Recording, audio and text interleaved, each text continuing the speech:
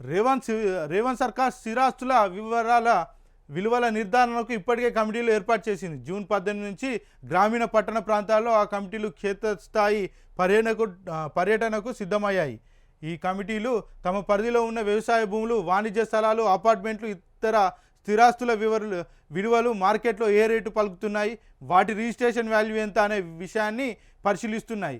స్థానిక సంస్థలు తహసీల్దార్లను సంప్రదించి ఆయా ప్రాంతాల్లో స్థిరాస్తుల ధరలు తెలుసుకుంటాయి. భూముల విలువలను బట్టి రిజిస్ట్రేషన్ ఛార్జీలు ఉండేలా నివేదిక సిద్ధం చేసింది.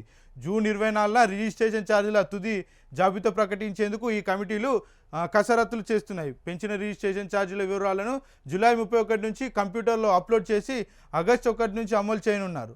ఒకవైపు రాష్ట్రంలో రియల్ ఎస్టేట్ స్తంభించిన ఈ తరుణంలో రిజిస్ట్రేషన్ ఛార్జీల పెంపు సరైన నిర్ణయం కాదంటున్నారు.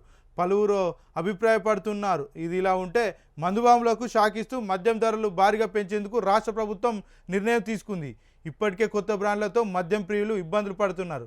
కావాల్సిన బ్రాండ్లు దొరకక ఎక్కువ ధర పెట్టి కొత్త బ్రాండ్లు నచ్చక సర్కార్ మీద గుర్రుగా ఉన్నారు. తాజాగా సమాచారం ప్రకారం ఒక్కో బ్రాండ్ మీద 20 నుంచి 25% వరకు ధరలు పెంచేందుకు రేవంత్ సర్కార్ మార్గదర్శకాలు సిద్ధం చేసిందని సమాచారం.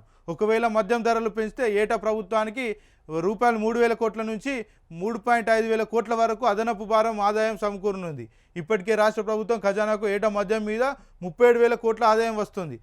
చివరగా గత ప్రభుత్వ హయాంలో 2022 మార్చి నెలలో లిక్కర్ ధరలు పెరిగాయి. కాగా ప్రస్తుత సర్కార్ గత ప్రభుత్వం కంటే భారీగా మద్యం ధరలు పెంచి ప్రభుత్వ ఖజానాను భర్తీ చేసుకున్నందుకు సిద్ధమైంది. అటు రిజిస్ట్రేషన్ ఛార్జీల పెంపు, ఇటు మద్యం ధరల పెంపుతో బాధను మొదలుపెట్టింది. ఈ బాధుడుకు జనాలు ఎలా రియాక్ట్ అవుతారో తెలియాలంటే ఆగస్టు 1 వరకు ఆగాల్సిందే.